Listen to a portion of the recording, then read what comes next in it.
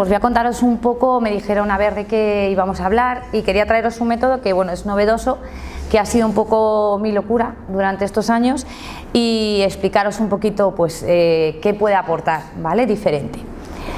Bueno, sobre todo primero para contextualizar un poco, tenemos que tener en cuenta que como profesionales sanitarios tenemos que llegar a un reto y el reto de ahora es el bienestar. Acaba de estar mi compañero, ¿no? Carlos Sosa, con el tema del deporte. Ahora la gente no busca que le tratemos una patología, sino que quiere estar mucho mejor en todos los aspectos. No hace falta que tenga una patología para que nosotros actuemos. En casi todo esto ya es un clásico y la gente lo demanda. Pero en el tema del suelo pélvico la gente conoce poco. Entonces, bueno, pues lo que tenemos que intentar es integrar esto. Es decir, trabajar en todos los aspectos, factores sociales, factores psicosociales, factores biológicos, psicológicos, porque hay muchas de las disfunciones del suelo pélvico que la población las vive y las admite como algo normal, ¿vale? Vamos a intentar comentar un poco de qué, epidemiológicamente hablando, qué disfunciones del suelo pélvico se dan más, ¿vale? Y luego os comentaré un poco cómo incluimos el método y qué métodos se pueden beneficiar de ellos, ¿vale? La incontinencia urinaria es como algo muy común, la mayoría de la gente lo conoce, la mayoría de la gente sabe lo que son las pérdidas de orina y se da en ambos sexos, tanto en el hombre como en la mujer. Lo que sí que es cierto es que todas las estadísticas que hay hablan de que la mujer es cierto que tiene pues más predisposición. Luego esto además avanza en función de la edad. Cuanto más mayores nos vamos haciendo, pues más predisposición tenemos para padecer incontinencia. Y no solo eso, también dependiendo de otros factores de riesgo, que es cierto que las mujeres tenemos más, ¿vale? Lo que sí que es cierto es que si veis el porcentaje de la incidencia que se da de incontinencia urinaria en general, pues está con un ratio bastante grande, del 10 al 40%, y en el hombre de un 5 al 60%. ¿Eso qué quiere decir? Pues que no lo contamos, es decir, que no se puede estimar realmente. Pues el Observatorio Nacional de Incontinencia hace encuestas, hay otro tipo de artículos y publicaciones que hacen encuestas, pero es muy difícil que la gente cuente que se hace pis, ¿vale? Otra de las enfermedades o patologías más frecuentes es el prolapso de órganos pélvicos, sobre todo en las mujeres, lógicamente, se da más por, bueno, pues por su constitución, por los embarazos y sobre todo, bueno, pues, por su constitución básicamente. La frecuencia igual, decíamos que la incidencia es entre un 30 y un 35%, y esto ¿por qué está igual como en interrogante? Pues porque la gente no sabe que tiene un prolapso, es decir, un prolapso es una topsis, una caída de una víscera uroginecológica, el útero, la vejiga, la uretra, y hay muchas personas que no saben que eso realmente es una alteración, hasta que aparece una patología más seria, aparte de la pesadez, las molestias que puedan sentir o la incontinencia, pues hay en ocasiones que incluso la víscera aparece por la vagina, ¿vale? Básicamente es esto, es un prolapso, esto sería un cistocele que es de la vejiga y se produce esa protrusión y la salida por parte de la vagina, ¿vale? Otra de las patologías bastante frecuente es todo lo que conlleva el ciclo defecatorio, la incontinencia fecal y a gases. Si la gente no cuenta que se hace pis, pues ya, que se hace aguas mayores como dicen, pues todavía menos, ¿vale?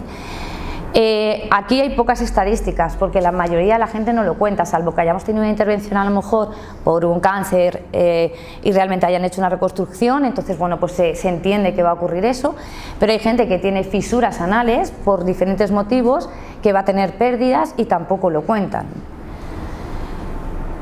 Y, perdonad que me he ido, el estreñimiento también, ¿vale? Es una de las alteraciones más comunes, la frecuencia es muy alta. La gente lo considera normal porque no sabe tampoco lo que es estreñimiento. Si yo hiciera aquí una pregunta, que no me voy a enrollar porque si no me voy de tiempo, pero probablemente no sabemos cada cuánto tenemos que ir al baño para que no se considere estreñimiento, ni cómo tienen que ser nuestras heces. Otra de las patologías que tienen muchísima envergadura es el dolor pélvico y el dolor pélvico crónico.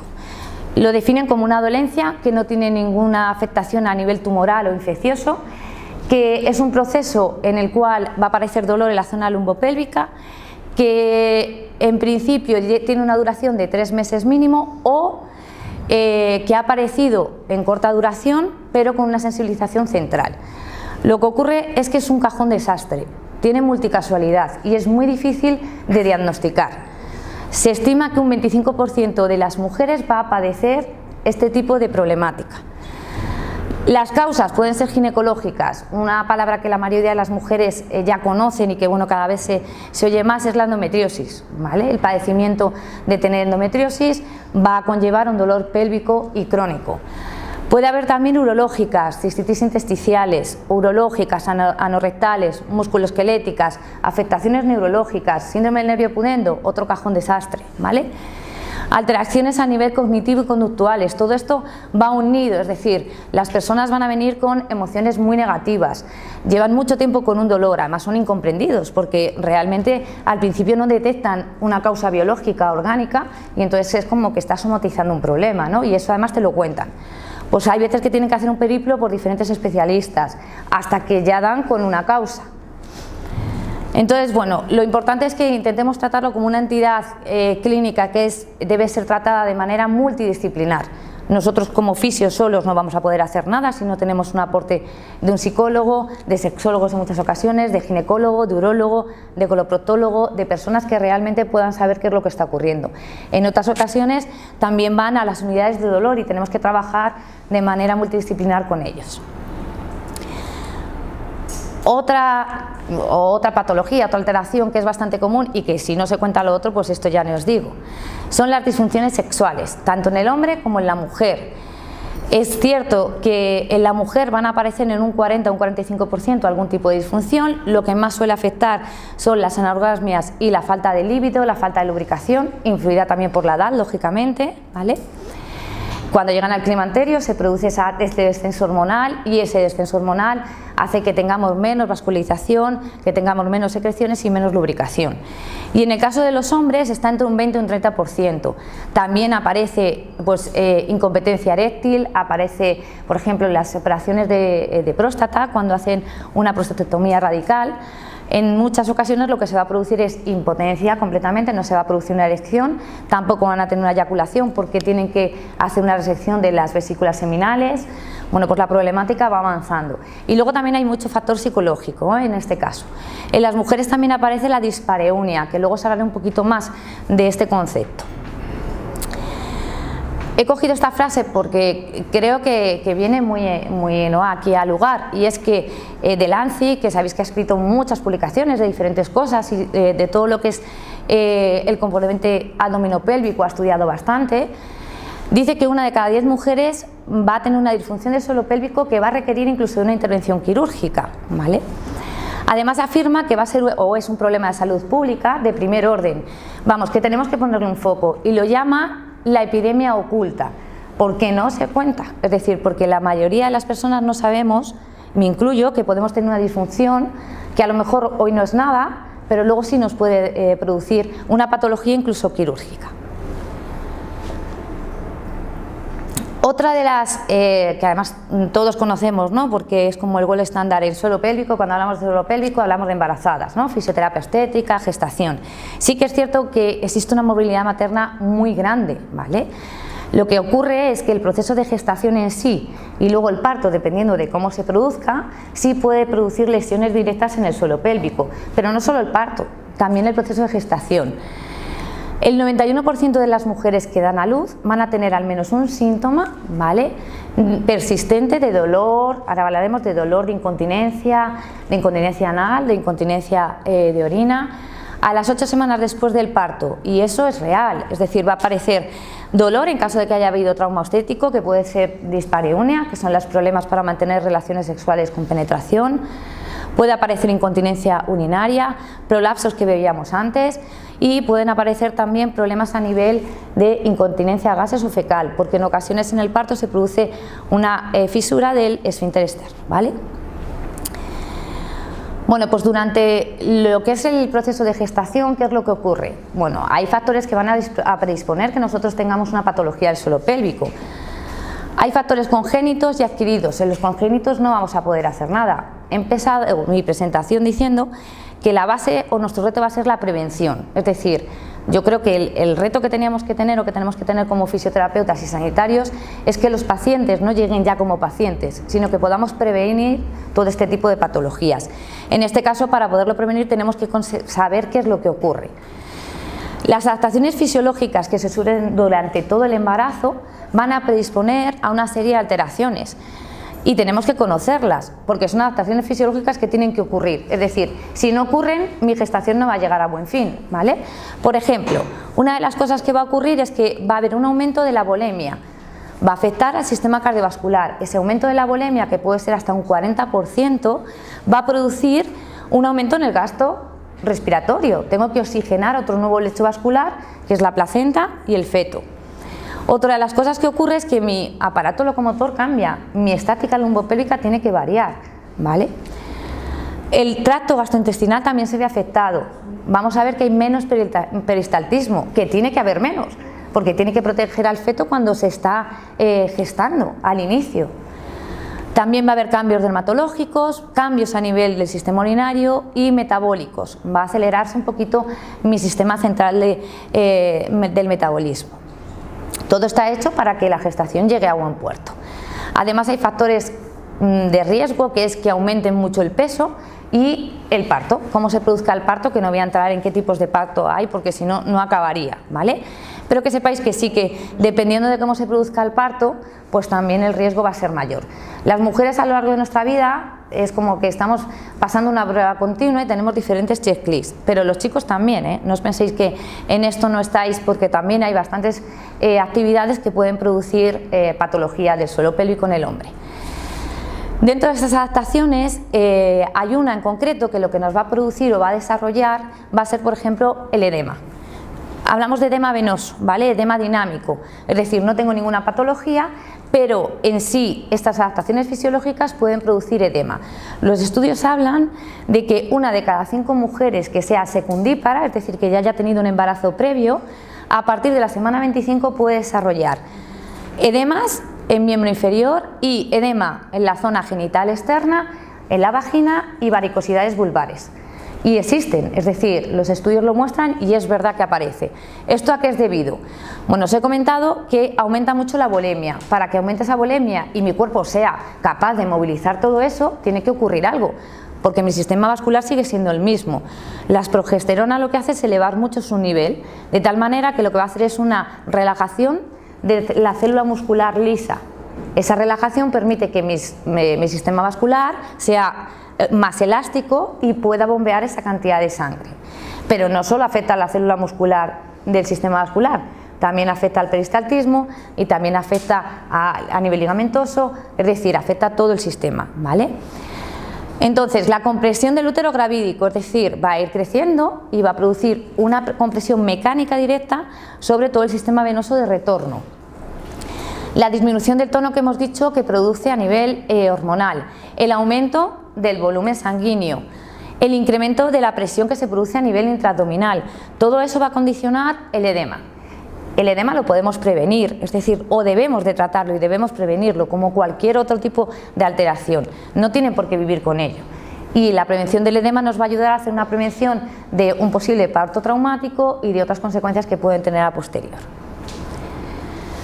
Tenemos diferentes abordajes, no quiero en eso entrar mucho, pero hay muchos temas o muchas técnicas y herramientas que cada vez se incrementan más en lo que es el tratamiento del suelo pélvico. Antes éramos poquitos, pero ahora cada vez hay más gente que se forma y cada vez hay más gente que se arriesga. Claro que tenemos que tener evidencia científica, porque si no, realmente no sabemos lo que estamos haciendo, pero también si no nos arriesgamos un poco y empezamos a trasladar lo que estamos haciendo en consulta a la evidencia científica, pues no conseguimos nada.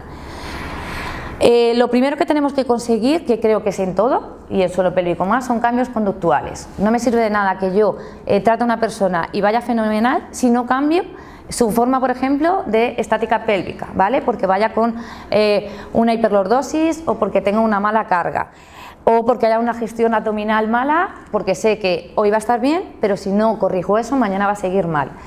Cambios conductuales a nivel de hábitos malos, a nivel miccional, a nivel defecatorio, hábitos malos a nivel a veces alimenticio, que tenemos que recurrir a compañeros ¿vale? Para que realmente esos hábitos mejoren. Es decir, tengo que hacer un cambio en su conducta, si no, no sirve nada. A veces cambios en los hábitos deportivos, que eso es muy difícil, porque hay gente que se dedica profesionalmente a ello. Como terapias específicas, pues bueno, tenemos el biofeedback, la electroestimulación, la neuromodulación del tibial posterior, que es como un clásico, la diatermia y la radiofrecuencia, que ahora nos ha dado un soporte bastante importante. Bueno, pues diferentes técnicas que se han trasladado de la fisioterapia convencional a lo que es la fisioterapia más específica de suelo pélvico. Tratamiento de puntos gatillo, de síndrome miofascial, también hacemos punción seca en suelo pélvico. Se puede tratar con otras técnicas de inhibición, no hace falta siempre ir con la aguja, pero también se trabaja, ¿vale? Terapia manual ortopédica específica, técnicas o bien de Mailand, de Mulligan, pero la mayoría de las técnicas para suelo pélvico tienen que sufrir luego una pequeña adaptación, ¿vale? Dentro de estos diferentes abordajes ha tomado mucho auge el control motor y el ejercicio terapéutico. Antes también nos comentaban lo del core. Yo siempre me meto con los deportistas porque me gustaría saber cómo saben si están entrenando el core bien o no. ¿Por qué? Pues porque si no lo vemos de una manera objetiva, que ahora tenemos un recurso muy bueno que es la ecografía, no sabemos lo que está ocurriendo. Y además os puedo garantizar que yo en consulta lo veo y veo que hay, contracciones totalmente parásitas, que decimos que se está contrayendo el transverso y no se contrae, que decimos que se está produciendo una contracción del suelo pélvico y no se contrae. Entonces esto hay que verlo muy bien y es la base, ¿eh? En casi todos los deportes y en casi todas las actividades se mete el core, esto lo estáis oyendo, siempre hay core, siempre hay core, siempre hay core, pero hay que saber trabajar el core bien. Y no es que yo lo sepa trabajar bien, pero sí que hay que valorar si se está haciendo bien o no.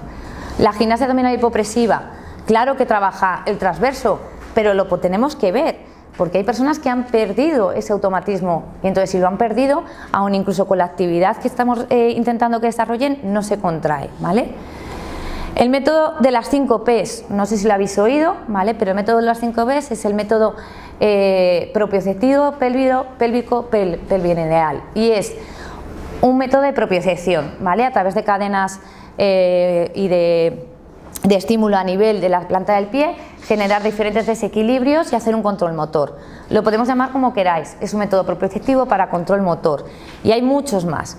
Luego además contamos con ayudas técnicas, os he puesto un ejemplo, pero hay incluso algunas ayudas para la gente que tiene incontinencia, por ejemplo de urgencia, de esfuerzo, y le encanta hacer deporte y durante su actividad deportiva tiene escapes. Entonces lo que se le da es una ayuda técnica. Yo he tenido alguna paciente que su vida profesional era la actividad física, ¿vale? Y de hecho tenía que entrenar y no podía dejar de entrenar, pero es que se hacía pis. Entonces teníamos que intentar llegar a un equilibrio entre, bueno, vamos a intentar ceder, pero no te puedo dejar que no hagas nada. Entonces, pues le poníamos estas especies de tampones que lo que hace es mantener la uretra elevada para que el descenso de la uretra no se produzca en el impacto y no tenga pérdidas, ¿vale? Ya hay en el mercado farmacéutico y en los laboratorios cada vez hay más cosas. Estos serían los dilatadores, bueno, pues para diferentes tratamientos también que se utilizan cuando hay estenosis a nivel vaginal o cuando hay un problema a nivel del elevador del ano. Y sobre todo lo que hablábamos, la prevención previa y luego la prevención de la recidiva, que no vuelva a ocurrir esto. ¿Cómo surge? Os he contado un poco de epidemiología, os he contado un poco de otras terapias que hay, que más o menos conocéis, si no las conocéis en suelo pélvico las trasladáis a la fisioterapia más convencional. Y bueno, ¿cómo surge un poco el método de drenaje linfático manual intracavitario? Pues sobre todo por la experiencia clínica, porque yo en la experiencia clínica a nivel asistencial, es cierto que antes ha dicho un montón de títulos, yo me gusta mucho trabajar en suelo pélvico y con drenaje linfático manual. Entonces uní mis dos pasiones y vi que había un ámbito que no se trabajaba y era cuando había edema, cuando había cirugías o cuando había linfedema de la zona genital, nadie tocaba. No sé si alguno habéis hecho un curso de drenaje o un curso de suelo pélvico, pero el drenaje linfático no se hace, es decir, yo he hecho drenaje y me han enseñado brazo, tronco, espalda, culo, todo, menos suelo pélvico, o sea, no suelo pélvico, sino la zona de genitales externas. A veces te ponen en la pantalla una presentación y te dicen, esto lo drenamos para arriba y esto para abajo, pero jamás se quita uno el calzoncillo o la braga, ¿vale? Que me parece muy bien, pero era una zona como que tabú incluso para nosotros. Entonces, bueno, pues empecé a probar y a hacer cosas de las técnicas que yo he aprendido y de las escuelas que conozco de drenaje y vi que los efectos eran buenos, pero como siempre, pues esto hay que evidenciar, porque si no, no vale para nada. Por mucho que yo os diga que sea bueno, pues bueno, hay que evidenciarlo. ¿En qué nos basamos el inicio? Pues lo que es el drenaje linfático manual ya tiene muchísima evidencia, ya sí que hay estudios consolidados de que funciona. Entonces, bueno, pues trasladamos esos efectos a lo que queríamos conseguir en suelo pélvico. Destacando los efectos, os pongo los efectos sobre todo por un motivo, y es porque sí que me gustaría trasladarlos luego a qué vamos a trabajar. Si yo conozco los efectos fisiológicos que tiene un método, luego lo voy a poder trasladar al tratamiento, es decir, con lo que yo quiero conseguir. En este caso, sabemos que tiene un efecto sobre el sistema nervioso central. A nivel vegetativo, lo que va a producir es un efecto que llamamos simpaticolítico. ¿Esto qué quiere decir? Que va a producir una disminución de la actividad simpática, y eso lo que va a hacer de manera indirecta va a ser un aumento del parasimpático. ¿Eso qué consigue? Bueno, pues consigue que mejore, por ejemplo, la regeneración de los tejidos, consigue la relajación, ¿vale?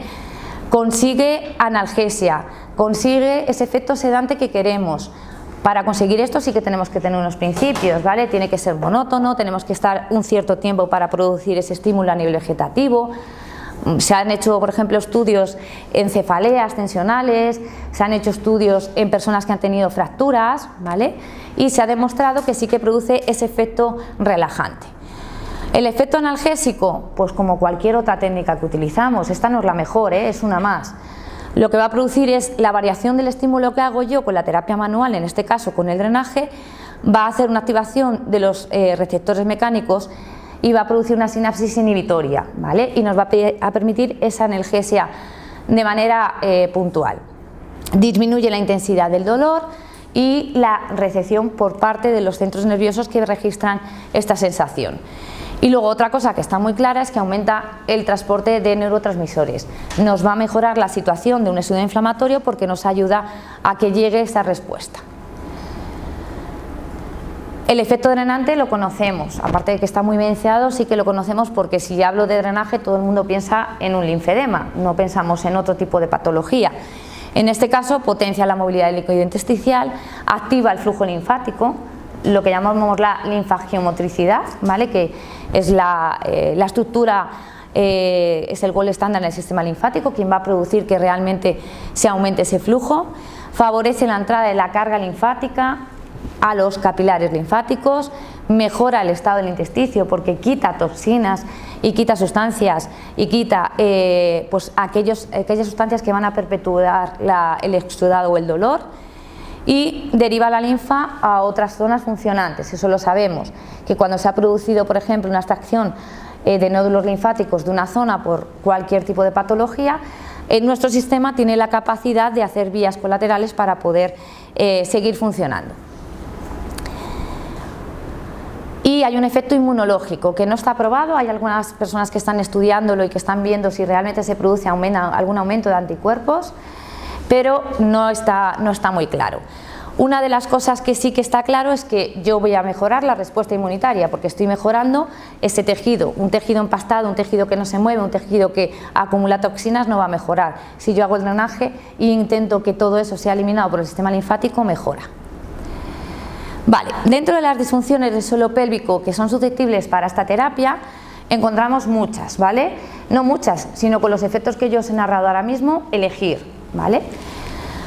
Edemas, en síndrome del dolor miofascial, en hipertonías, hemos dicho que va a equilibrar el tono muscular. Por ejemplo, un clásico es que cuando una persona tiene incontinencia urinaria de esfuerzo, le digan ponte unas bolas chinas. Esto seguro que alguno lo habéis oído. O fortalece el suelo pélvico.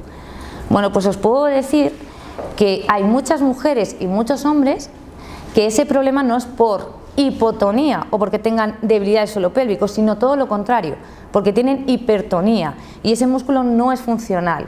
Entonces, antes de mandar o de verbalizar lo que debe hacer alguien, hay que explorarlo, ¿vale? Bueno, pues en ese caso nos va a funcionar en aumento del peristaltismo para el estreñimiento, en estenosis vaginal, vaginismos, dolor pélvico y en oncología. Sobre todo, por ejemplo, lo primero que tenemos que hacer es eliminar un poco los tabúes que existen. Hace no mucho me invitaron a una charla de personas afectadas por linfedema y no conocían nada de esto y lo sufrían, o sea, sufrían este tipo de problemática, pero no lo contaban porque no sabían ni que existía, ¿no? Porque si es difícil contarlo una persona normal, si yo he tenido un cáncer y mi mayor problema ahora es que no puedo mantener relaciones, pues eso no lo voy a contar porque me he salvado un cáncer, ¿vale? Entonces, bueno, lo primero es intentar que eliminemos esos tabúes. En la estenosis vaginal, me vuelvo otra vez un poco a lo que os decía de oncología.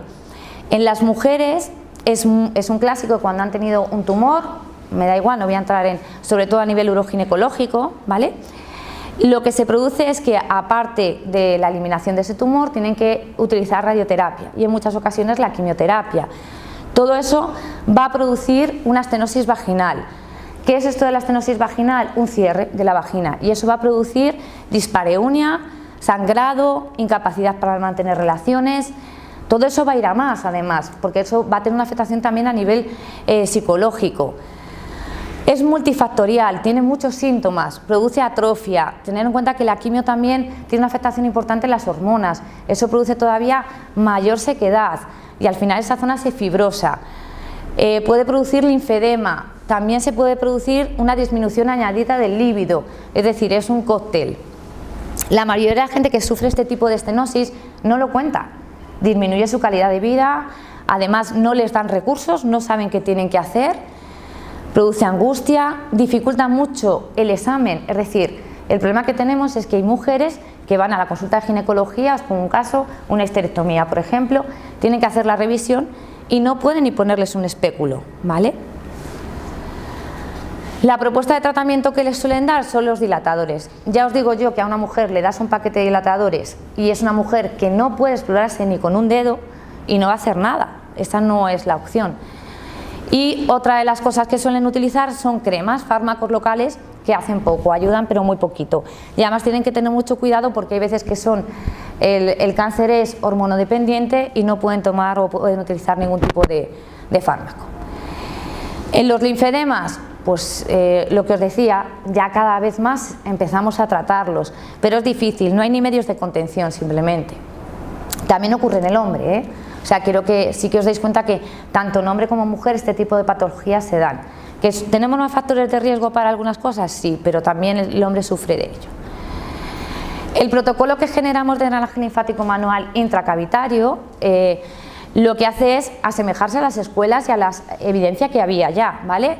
Lo que hacemos es una maniobra intracavitaria que es una adaptación de una técnica de Leduc, ¿vale? Lo utilizamos con 2 dedos, el segundo y el tercer dedo, y hacemos lo que llama él la maniobra de reabsorción, ¿vale? En este caso trabajamos en la parte interna y luego trabajamos también en la zona posterior, o sea, hacemos un hueco en la vagina, hacemos la zona posterior y las paredes laterales. En ocasiones, como en la estenosis que os decía, yo no puedo utilizar 2 dedos y tengo que empezar con un dedo y tengo que empezar lo que es en el introito y tengo que empezar muy poco a poco y tengo que ir ganando, ¿vale?